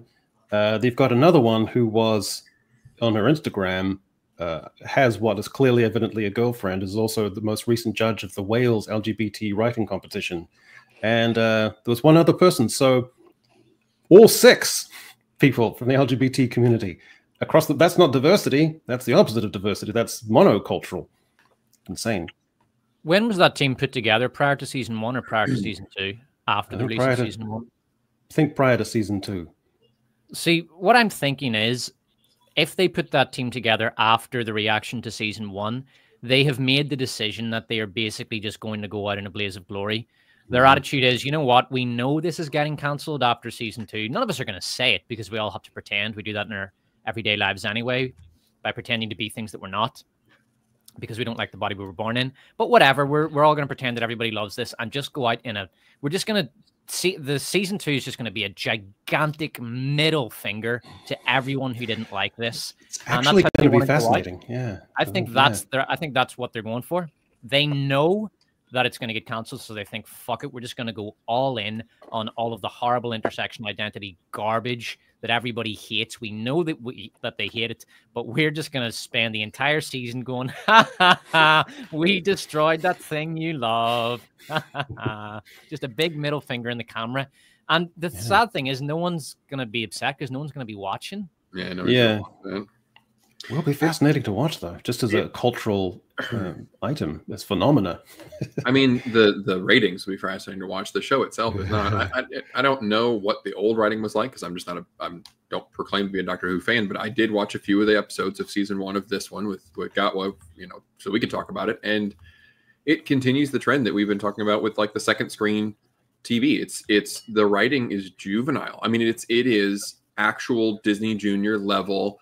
I'm going to announce what I'm doing, and I'm going to say why I'm doing it, and I'm going to do that 4 more times. The one with the period piece and the companion, what's her face? She must have said, "This is just like Bridgerton," I literally 5 times. I'm not shitting. Like, she actually stated that over and over and over again. Like, we get it, we understand that this is just like the other show. With the Beatles episode, like they go into the studio with the Beatles, like, oh my God, it's the Beatles. And they go into the lunchroom, oh my God, there's the Beatles sitting down. And they, oh my God, I'm talking to the Beatles.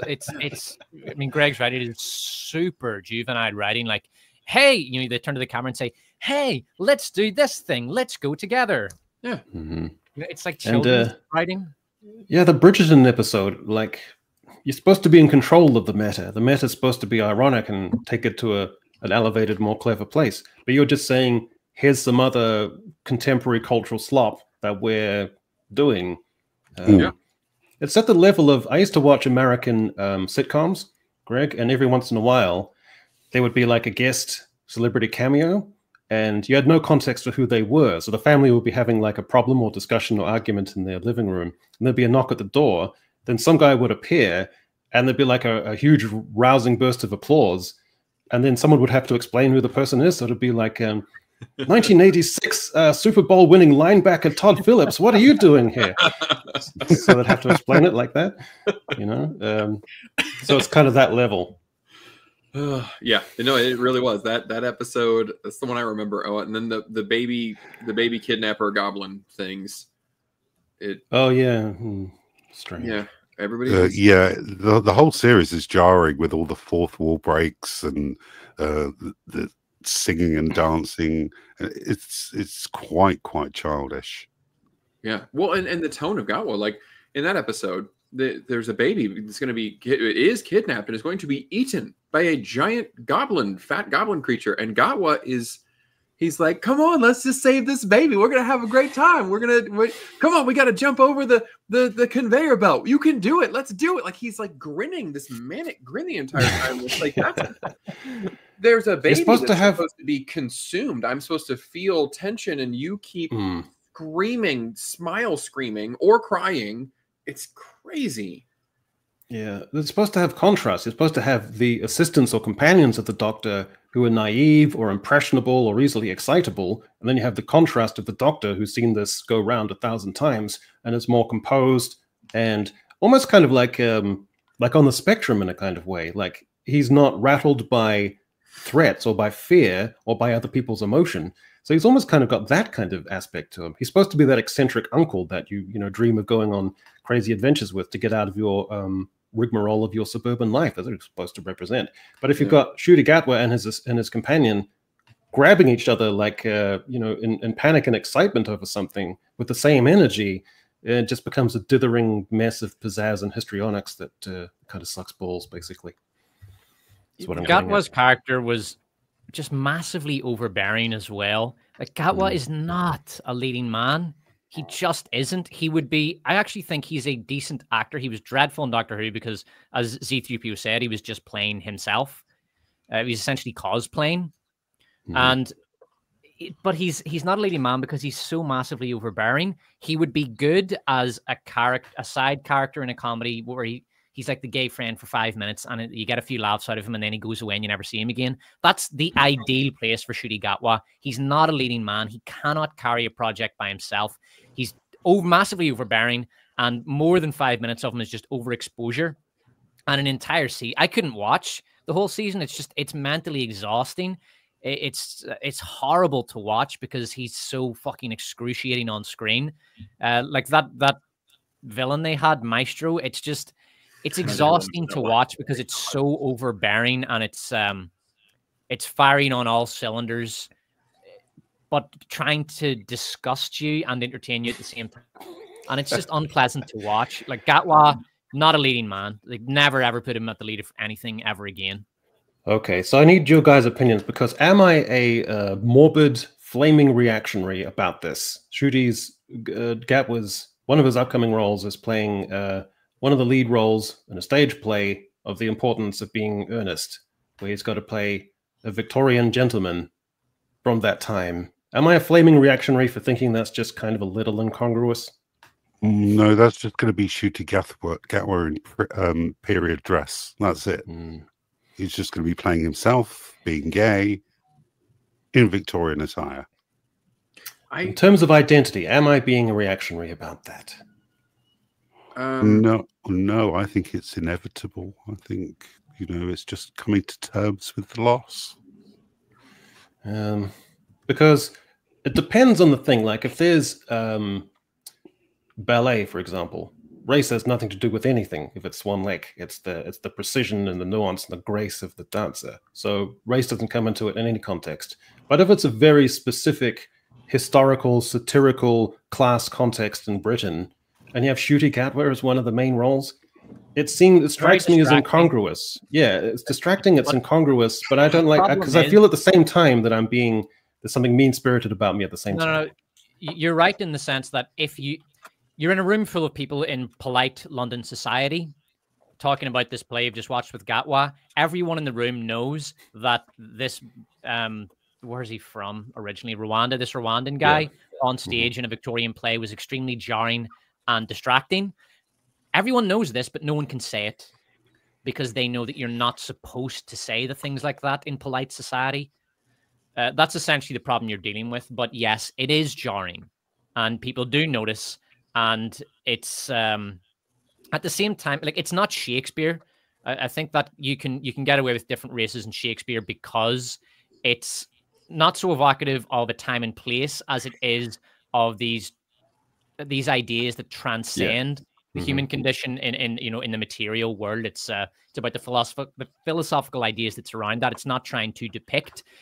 For example, Hamlet isn't about Denmark in the 16th century, right? It's about much more to do with the human struggles and human condition and the existential crisis that come up in life and things and all sorts of other stuff. That's what Hamlet is about. So it doesn't really matter what the race of the characters are.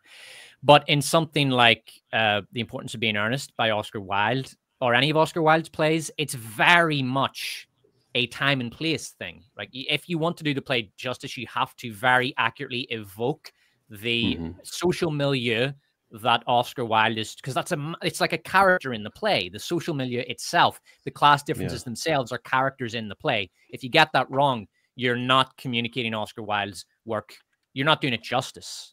Instead, what they're doing is they're using it as a vehicle to push their own ideas of what Victorian Britain should have looked like, rather than what it did actually look like and what Oscar Wilde was trying to say with his play. But maybe I'm just racist. I don't know. No, I don't know. I think you're right. Like, and I don't think you're wrong, Echo. I just think that it's not the wrong thing to focus on. It gives people ammunition, because I think what we're going to see with that one is, I don't know who's writing that, but if Scott was there, it's probably the same thing as Doctor Who. All the writing and the directing, they're all probably agreeing with each other socially. And I think that it's going to be yet another haha, rich people bad production. And it won't capture the satire that was that was the point. And I think that they will overplay the hand, and it will be it's going to be stupid. And him being visually incongruous is going to be the least bad thing that I can anticipate with that a modern retelling of that. Yeah, the other thing is, sorry, Echo, I just want to make this one point. If you're a stage director in London, can you turn around to Gatwa and say, Gatwa, will you please stop being so fucking gay and just play it a bit straighter? Or are you going to lose your job like that if you say that? Do you know what I mean? You'd have to be euphemistic and say, can you bring down the energy levels? Can you just be a bit more internalized with this dialogue? I guess you have to. Yeah, I think the biggest failure with Doctor at the moment is not who's playing the Doctor, but the writing itself. For example, Russell T Davies in the first season of Gatwa, and the 13th Doctor under Chris Chibnall as another. I mean, for the 13th Doctor, Dame Judi Dench could have played the character, and it would still be decried as fanfic level garbage, just with a little bit more gravitas. So Denzel Washington he did a recent Macbeth. And what they did is, with the aesthetic, is they it is the Scottish setting, but it's also moved out of that into a more abstracted realm of the play's ideas and stuff. So you can decouple it from its context in a way that's quite stylized and quite sophisticated to work with the aesthetic like that. You turn it to something bare bones about its themes and its power from there. So that's fine. The flip side to that is that you can't have an Othello where Othello was black and Desdemona is also black, played by two black actors, because that's not going to work because the themes and the ideas. So you just got to find this middle ground, and I think we haven't found it yet. So I don't know. It's something I have to work through because I do feel there's a mean-spiritedness to me about it. So it's something I've got to work through. I just don't trust Morgan Freeman's voice anymore without thinking it's AI generated. That's true. Yeah. Despot, you had some thoughts that Marvel is having a crisis of confidence. Yes, I wanted to bring this up. Basically, we know that Marvel has been struggling ever since really Infinity War Endgame. I think people were happy with that when it came out, but in retrospect, it was actually a pretty awful movie. And same thing with a lot of the movies they've released since then. And basically, it's at the point now where Captain America Brave New World was so bad and so underwhelming and so empty that people, it's doing serious brand damage. And I think that there is now what I would call a crisis of confidence in Marvel. People, the vast majority of one-time Marvel fans probably no longer have any real confidence that they can turn the ship around, because I think there was this sense recently, after they basically abandoned the MCU, you could write off the recent disasters as the result of this feminist casting, this idea that the franchise was going to be helmed by all women and men were just going to be put in their place in the background. And now that they've done with that and the Marvels was a catastrophe, going forward, it's going to be all right. And Marvel are going to right the ship. After Captain America Brave New World came out and was a complete disaster, both critically and commercially, I think a lot of former Marvel fans are now looking at it thinking, wow, this is never going to get better. This is just garbage now. This is just a slop dispensary. And that has lowered the hype for future Marvel projects. It has lowered the expectation, and it has diminished the fan base. It's slowly but surely, much faster now, turning into Star Wars, basically. I think it has hit the indifference phase. What's the word I'm looking for? Not indifference. Apathy. Apathy. It's basically, it's essentially, I think Marvel has just about entered the apathy stage, and there is a crisis of confidence. And I don't think Kevin Feige is the man to turn it around, and they need to replace him now. Don't make the same mistake they made with Lucasfilm, whereby they basically kept holding on to Kathleen Kennedy because, oh, well, you know, the original trilogy made a lot of money. I mean, the sequel trilogy made a lot of money, and we'll keep on to here and we'll see how it goes. They, you know, it's 5 years too late her quitting, but if Marvel act now, like treat this as your last Jedi moment, act now, get rid of Kevin Feige and get somebody else in there while there's still a fan base to care if the ship gets turned around. But I don't see that happening, and I think Marvel this is the beginning of the end of the brand in its current phase. I don't think they'll recover from this, and I think that the fans see that, and that's what I would call the crisis of confidence. Okay. Yeah, I would agree. I would say beyond Feige, I think that they should really just cancel all the other productions that they have in process, because they're never going to turn a profit. It's even if a lot of folks are, oh, Fantastic Four might be great, and maybe it will be, but even if it is, that one movie of a beloved property is not going to make people excited for the next Avengers movie with a bunch of characters they don't care about. The reason the Fantastic Four is so people are hyped, they want to love it, they want it to be good, is because those characters are great and they already have this expectation. But new Captain America, new Falcon, new Ant Girl, daughter of Ant-Man, these characters suck ass and nobody wants to see them in a movie. And I genuinely believe that it would earn them a lot of credit with the audience if they just said, hey guys, everything that we were going to do after 2025, we're going to release Ironheart because we have to, and Thunderbolts and Fantastic Four, but we're going to pull a DC and it's done. We're done. And we're not, they're falling for the sunk cost fallacy where they feel that they have to finish phase 6 and they have to go through with Secret Wars and they have to finish the arc. What arc? There is no arc. We're not building toward a thing. We're just going through the motions.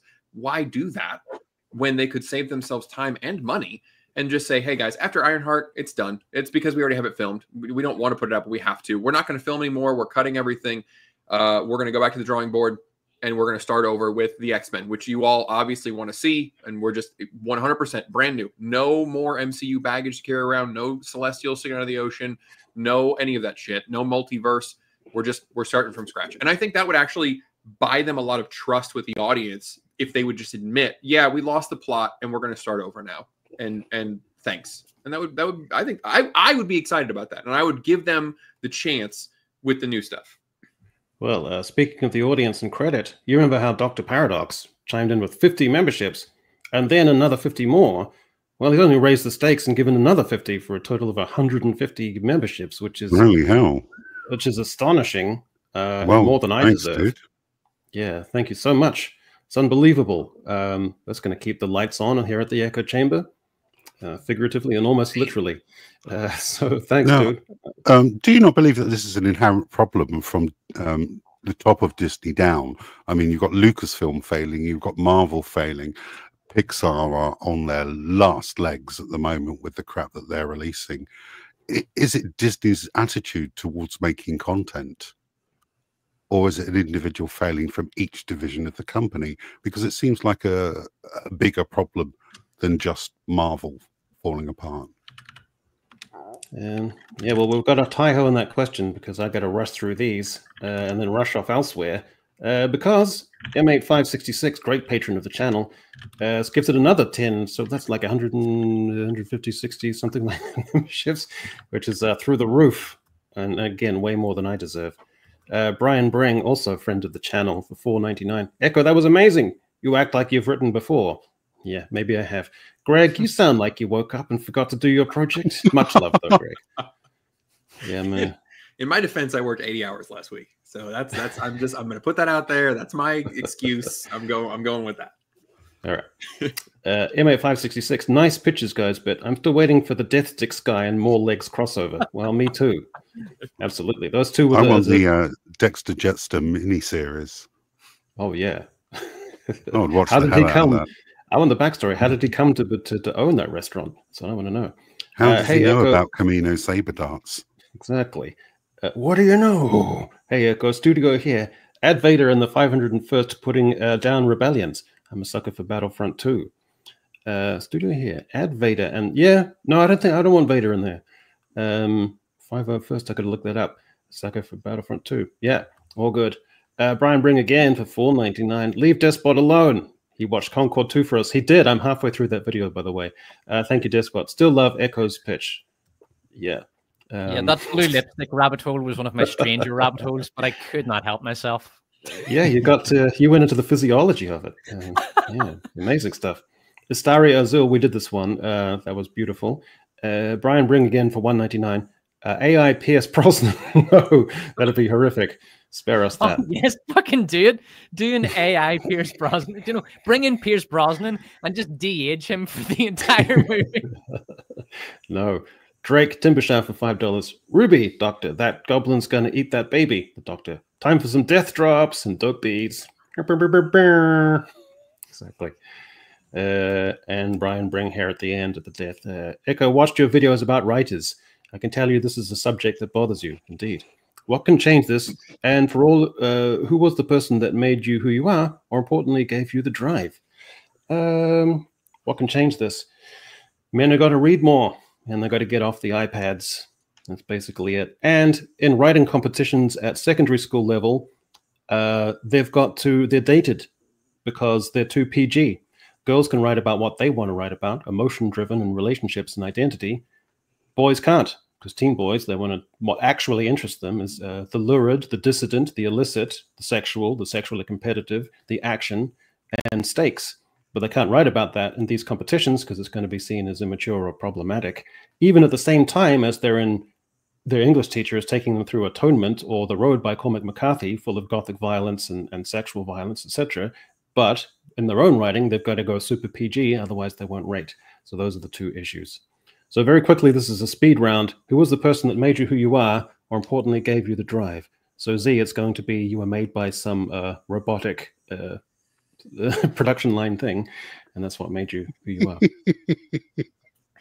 No, I think it's just my interest in Star Wars movies, sci-fi TV shows that had me hook up with some other channels, and it started off really small, but it's looking pretty good at the moment. So, like a regular on the Brown Alliance, we've managed to cobble together 4,500 subs, which is not bad for a group of grumpy old men bitching and whining about stories made for children about space wizards. So it's just falling in with a mutual crowd. I mean, to be honest, the first time I actually got onto X was because I was thrown off a Facebook group about Star Trek for referring to the character of Book in Star Trek Discovery as Budget Idris Elba. And they all went, yeah, you're a racist. And you couldn't say anything about anything without some people jumping on your head. And over on X, on YouTube, it's a lot more entertaining and people are a lot more forgiving. So I came over here and been here ever since. Yeah. All right. So very quickly, Despot, who was the person who made you who you are? Me. Basically, I spent several years being poor and single, and decided that I did not want that to be my life, and just working horrible jobs for shit money.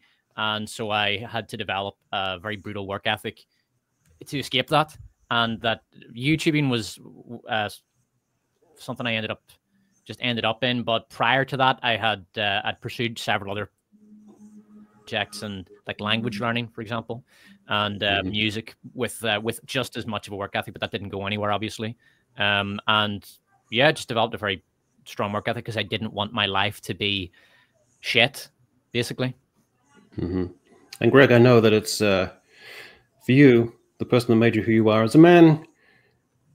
He's a friend of yours, and he can be a friend of ours. And he lived a long time ago, and he had very simple messages, but messages that resonate through to today. That's the easy answer. Yeah, it would be Jesus, but also in a more concrete sense, and this is just as cliche, but it's my wife. She's fantastic, and she supports me, and she just makes me want to be a really good person. So that's really what it is. Well, for me, it's Dr. Paradox is the person that made me who I am today through his sheer generosity. And otherwise I have to scoot off. Otherwise someone will have my guts for garters. But I just want to thank all my guests for helping. Together we've managed to solve Star Wars. That doesn't happen every day. It's pretty momentous.